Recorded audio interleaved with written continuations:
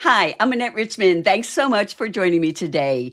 In this episode, I am talking to a amazing coach with a background in radio, and he's going to give us some tips and tricks on how to be better on an interview, on camera, on radio, on a podcast, and all kinds of other good things. So again, Royce, thanks so much for joining me today. We met through our mutual friend, Brenda Miller, a while ago. And I know you were on her podcast, and she said, Royce is so amazing. You've got to have him on yours. And so thank you Wow. so much for That's a joining me lot to today. live up to, Annette, but it's so great to be with you. Thank you for having me. Well, I am excited to have you here to teach our listeners, and also I get to learn from you as well. So I'd like to just start off for people who don't know you, please tell us a little bit about who you are and what you do. Sure. Well, I'll give you the edited version. I was on the radio for a long time and mostly morning shows. That's kind of like prime time for radio. And, by the way, Annette, getting up at 3:30 isn't the hard part. Being funny at 5 a.m. is I the hard bet. part. So, because nobody cares that you had a bad day. Shut up and play the hits, okay? It's that kind of mentality. But when you're done at, let's say, 9 a.m. or 10 a.m. after a quick nap, of course, you realize it's noon, and I'm like, wow, I have a whole day left for normal people. So I got this book. I don't even think it's available anymore, but it was called How to Make Money in Your Underwear. And I thought, that's for me. So that's what introduced me to copywriting. And I've been doing that for a long time. I've written for 17 unique industries, everything from commercial dumpsters to the roller derby to right now I have a jewelry store clients. So excellent jewelers. Don't ask me. I'm such a goofball. I don't know why they've stuck with me, but they've been with me for gosh, almost 12 years now. So after all this copywriting and marketing stuff, I also became a licensed certified marketing coach because I saw all these business people just doing, let's face it, stupid things in their business that was costing them money. And lately, let's say in the last 2 years or so, a couple of people way more successful than I am kicked me in the butt and said, "Why aren't you doing more with your radio skills?" And I try to correlate to prospects that, hey, look, if I had to be live on the air and be creative every day, imagine what I could do with your ad if I had 2 weeks to work on it. That just didn't correlate. Nobody really got it. And so I thought, well, gosh, what do I know that can translate into, marketing in general? And it hit me that now for podcasters, almost everything you see about podcasters is either about tech, right? What kind of equipment to buy, or how to make great thumbnails and things like that, Hmm. which are important. But no one was talking about interviewing skills. And that is an art in itself. And I've interviewed well over 250, mainly celebrities, live on the air, and I learned how to get a guest to shut up, how to get a guest to open up.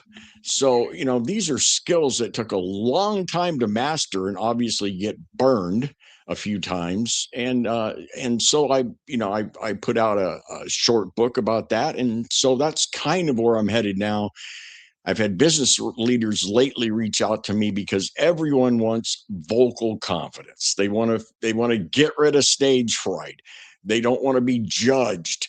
So that's the direction I'm heading in now, is helping people communicate with confidence. So that's my new thing.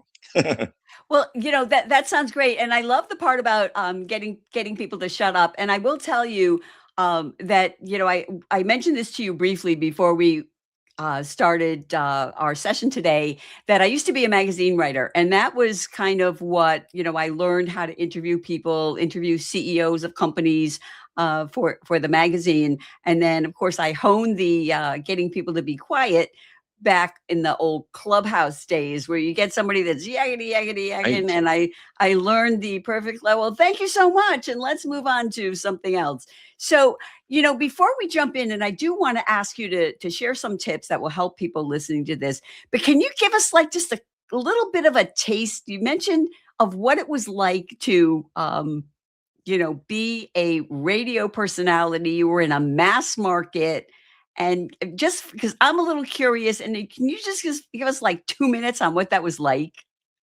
Wow, that could take 3 hours and that easily. So, I mean, it's I've worked in Just like so one many. highlight or something that Sure. I really. mean, obviously, I met incredible celebrities that Mhm. people, everyone, let's say start with Paul McCartney and work our way down. I mean, it's Oh, so many great interactions over the year. I spent probably an hour with Bruce Springsteen.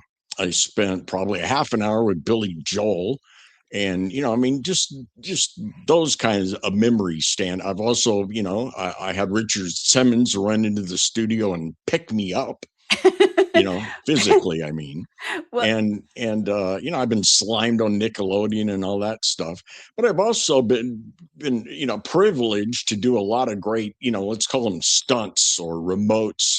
uh, Two different times. I spent a week in Jamaica thanks to the Jamaican Tourism Bureau. I broadcast the Olympics live from Lillehammer, Norway. Probably my favorite. I got to fly with the Navy Blue Angels.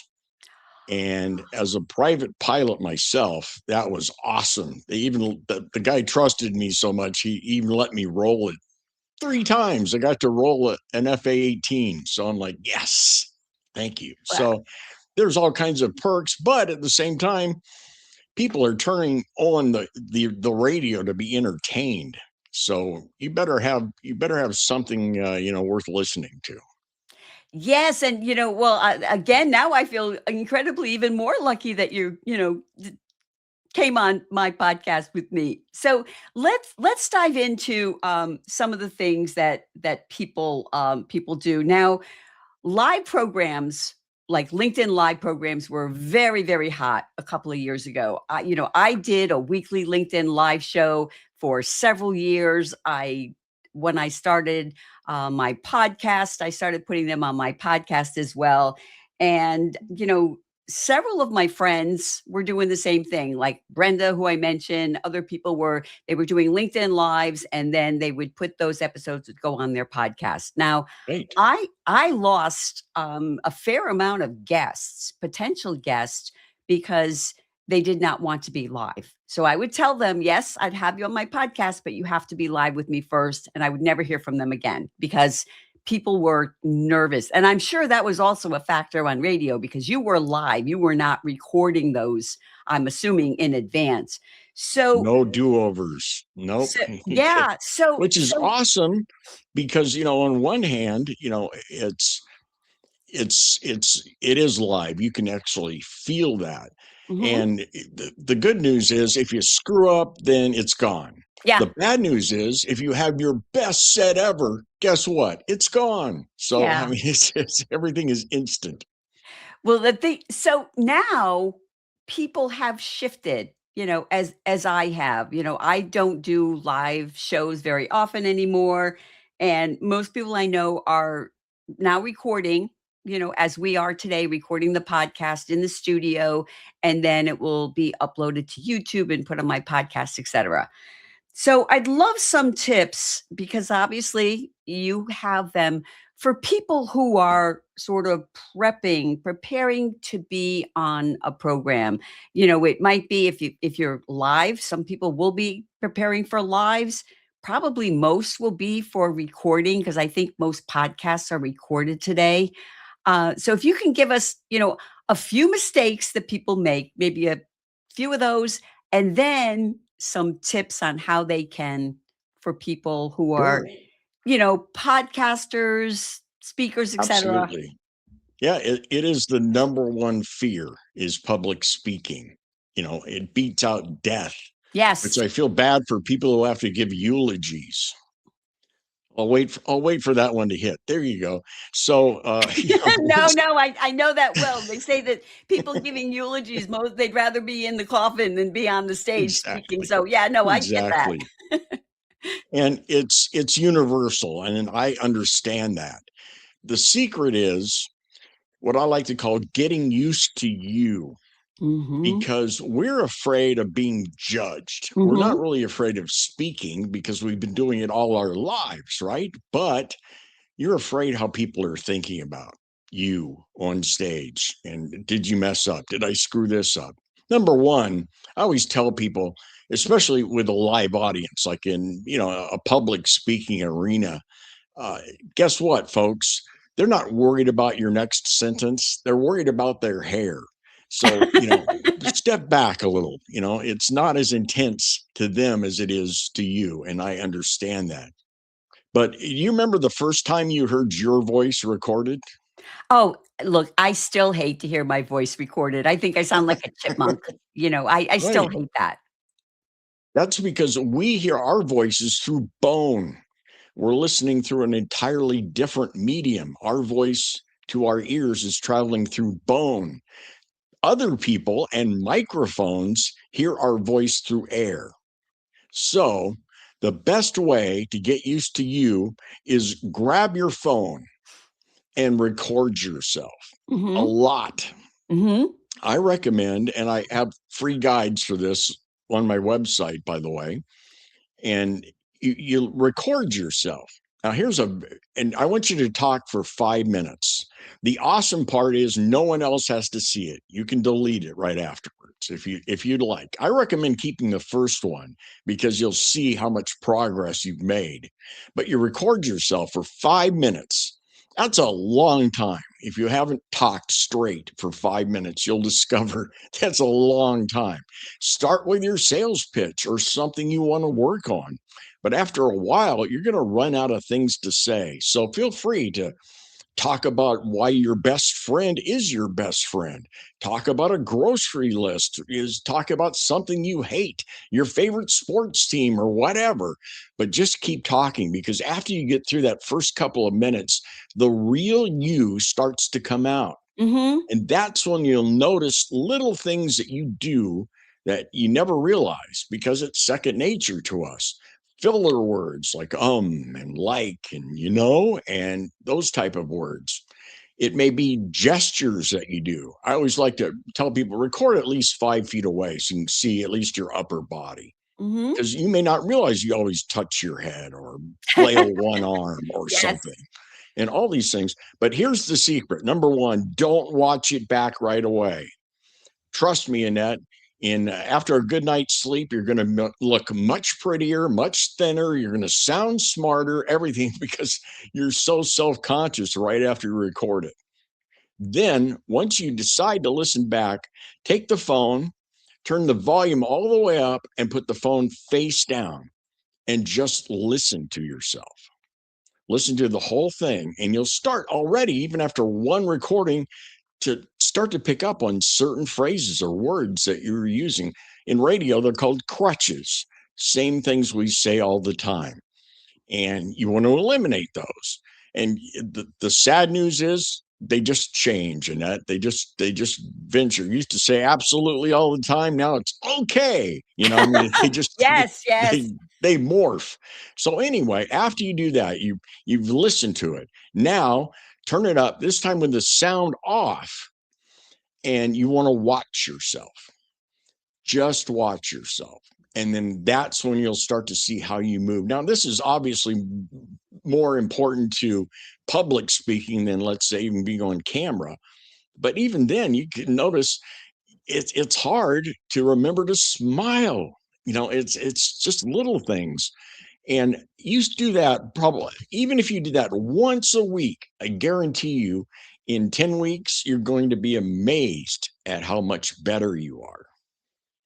So get used to you, because once you get used to how you sound and are listening to yourself over, and obviously, you're ahead of the game because you have to listen to podcasts or edit videos or whatever. So you hear yourself now on the air. I'm hearing myself live as in the headphones, right? So I hear my recorded voice live into my ears, which is how a lot of disc jockeys, it's called affectation, because you first hear yourself in headphones and you just go, hey, that sounds pretty good.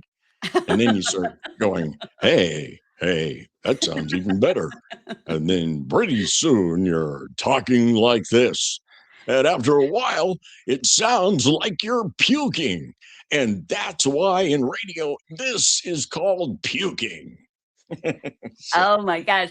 Yeah, it's funny. I just want to say that it's very similar to what I teach people to get comfortable on video. And I just tell them to do it for like 14 days. Record a short right, video every day for 14 days and then look at them, after at day 15 and from the oldest to the newest, and you will see a difference. And I don't know if people believe you, but when I tell people that they will just get used to seeing themselves, I don't like to have my picture taken. There aren't many photos of me in the house, even from special occasions, because I don't like to have my photo taken. But when I see myself on video, I don't even see myself anymore. right, It just doesn't phase me. And it's because, as you say, I'm used to me. I know that's me. exactly. Yes, I want to have my hair washed and a little makeup, but it just doesn't matter. Right. And after you get to that level, then you start working on intonation or pace or volume or, my favorite, the pause. The pause is the most powerful part of the any language, really. And we're afraid as humans, we hate the vacuum. We hate silence. And in our heads, we're freaking out. Oh my gosh, I forgot what I was going to say next, or oh, did I say that right, or whatever. And your brain is just racing. When you just pause for even a couple of seconds, it not only gives your brain a chance to catch up, but it makes what you say next powerful. You see what I Hmm. did there? And that was only about a second and a half. No, that You can do you can pause for 4 seconds and people will not think you're having a seizure. Trust me. Yeah, no, that makes a lot of sense. And the thing that's kind of funny though is when it comes to short form video, it's exactly the opposite. You don't want to have that 4 seconds because when you're pausing, it seems like forever. Right. And So who I knows, with the algorithm might just kick you off or something. So yes. yeah.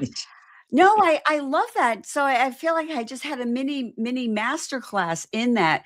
So once people are comfortable, um, what do you suggest that maybe some tips for preparing? Say they're going to go on a podcast. They're going to be on a podcast. It's very, I think, kind of hot today for people. Everybody wants to be a podcast guest because they, increase their reach, etc. Uh, but they are not given questions. Now, we talked about this a little bit before we started today, and the whole idea of people are nervous. They don't know what to expect. Right. And I think it's a mix of people. The people that I know, friends of mine who do podcasts, do not necessarily they don't give the questions to their guests ahead of time. So maybe you can give, what is the common practice? Do you think most guests will get questions in advance or not? And how can they prepare either way? Right. Well, and let me kind of shape this in a public, because they're both the Okay. same, really, public speaking Okay. and being on a podcast. We Awesome. get anxious, right? We get nervous. That's adrenaline. That's just plain old adrenaline. One of the first things you can do, well, you want, of course, breathing. I don't know, have, box breathing where you Hmm. inhale for 4 seconds, Hmm. hold for 4 seconds, exhale for 4 seconds, hold for 4 seconds. That helps a lot. What else helps is exercise. Go walk around, do a few jumping jacks or something. That'll tell your body, oh, okay, we're supposed to exercise now, and your adrenaline will drop down. But what most people don't realize is that hyperadrenaline phases just goes away after about 15 seconds at the most. For most people, it's about 5 to 7 seconds. So after you start speaking, at about 7 seconds in, you're going to feel much normally, much more at ease. So what I like to tell people is have that first section of your speech, of your intro or whatever down. Have that memorized. Have it, you can do it coming out of a sound sleep. That's how I like it. If I can wake up from a sound sleep and jump into my pitch, I know I have it down, right? So, and that is usually 10 or 15 seconds at least. And then you'll be much more calmer. As a public speaker, and all the pros know this, you want to have a killer open, you want to have a killer close, and a great story. All the other stuff you can fill in. Yeah, no, no, I love that. As I told you earlier, my process before I'm going to be doing a podcast is either hosting it or a guest spot or speaking. And I love to speak on the stage. I mean, I think it's a lot of fun, but is I Awesome. dance around, I put on my music blasting and I'm dancing around. So actually I'm doing exactly what you suggest people do. Right. Right. Yeah, and you got, I see people behind the curtain still reading index cards, so they don't forget section 3, which is another thing, that drives me crazy. People are so worried about perfection when instead you want connection with the audience. Because guess what? They don't know about section 3, nor do they care. Once again, Yes. they're worried about their hair. So, just go, just keep talking. That's all there is to it. Or pause, or ask a question. Obviously tough to do on a podcast, but great in front of an audience. Have them stand up, have them do some crazy exercise or something. But there are so many ways on radio or on podcasts. Obviously you're in the moment, you have to be doing it now. Mhm. So it's a different kind of animal, but the same thing applies. Don't worry about how you missed this sentence or you wanted to get to this point. Yeah, maybe it's the universe telling you, no, look, that's boring. No one needs to hear that. Okay, move on. I Yeah, don't know, no, but I love that, and the thing is too that nobody knows. If you leave out a whole section, they exactly. don't know what your they don't know what your plan is, they don't know. So, now can you give us some suggestions and, maybe it is easier to do if you are speaking, in to on the stage, if you're speaking, giving a presentation, and that might mean presenting to the board your idea for the marketing for the next quarter or Right. something. How can people make that connection? I mean, this podcast is conversational and I try to be, just we're two of us together and we happen to be recording it.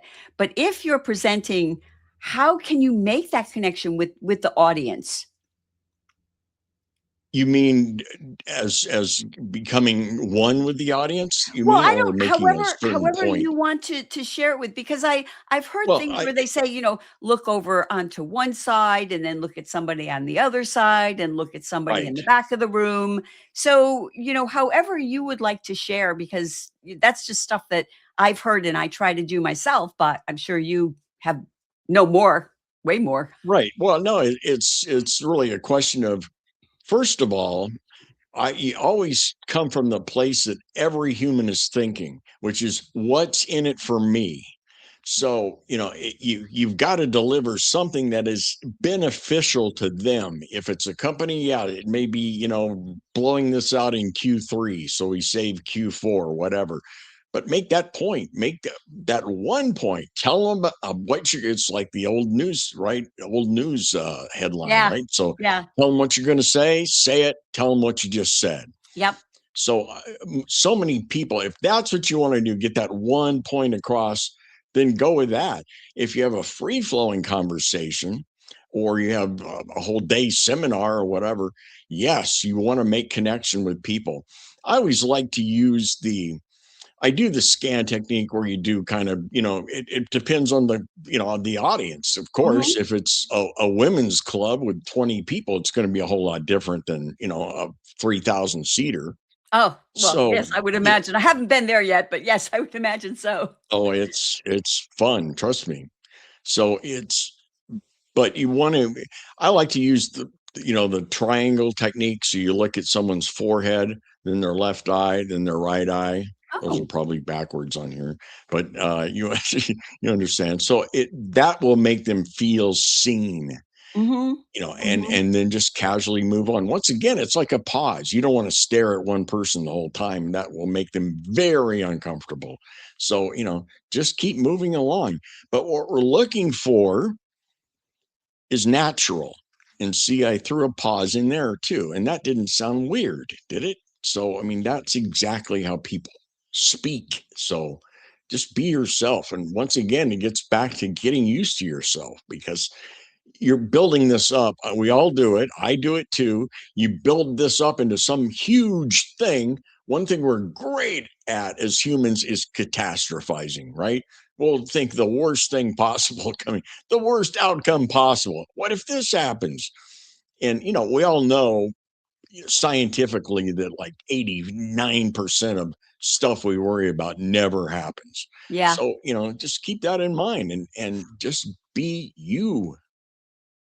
So we are well, thank you for that. And we are winding down now. We've been here almost 30 minutes and the time has just Wow. flown by. I know it goes by I so can talk a fast. lot, I guess, huh? So can I. So can I. So two things. First, where can people find you if they want to learn more about you, if they want to work with you? I assume LinkedIn. Just give us a couple places where people can find you. Absolutely. You can definitely find me on just Royce Blake on LinkedIn. That will find it. I also have a company page called Voice of Royce. Almost everything in my life now is Voice of Royce in it. So voiceofroyce.com. It's Voice of Royce on Facebook, on Substack, Yep. uh, YouTube. So, yeah. So Voice of Royce, I have a lot of free guides there for folks too.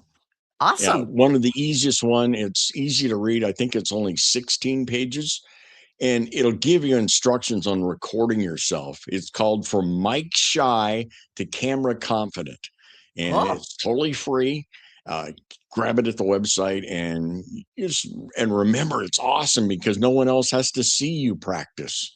So just, yes, yes. So again, before we close, I always ask all of my guests to share a final thought. Now, we've had a wide-ranging conversation. I've learned some things. I know people listening have learned some things.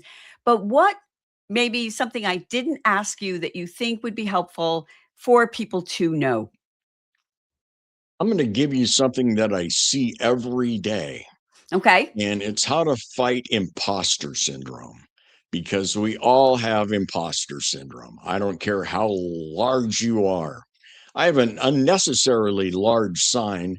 I turn my camera around, but it's not really family friendly in that. Okay. But I'll give you the PG version. Okay. It's a large sign that just says, "Hey!" exclamation point. "You've screwed up way bigger things than this!" exclamation point. And it reminds me every day that, and I think we all, if we look back and go, yeah, that was way bigger than this. It gives yourself permission to just put stuff up, send it, make it, whatever you're doing. And I see that every day. Yeah, no, I love that. And what I tell the people that I work with is, progress above perfection. It's not Right. about being perfect. It's about making progress for for you. Just looking at yourself against your prior self. So again, I thank Absolutely. you. I'm sorry, go ahead. No, I said absolutely. Done beats perfect. Yes, absolutely. So again, thanks so much for joining me today. And for everyone else, thanks for being here. And I will see you next time.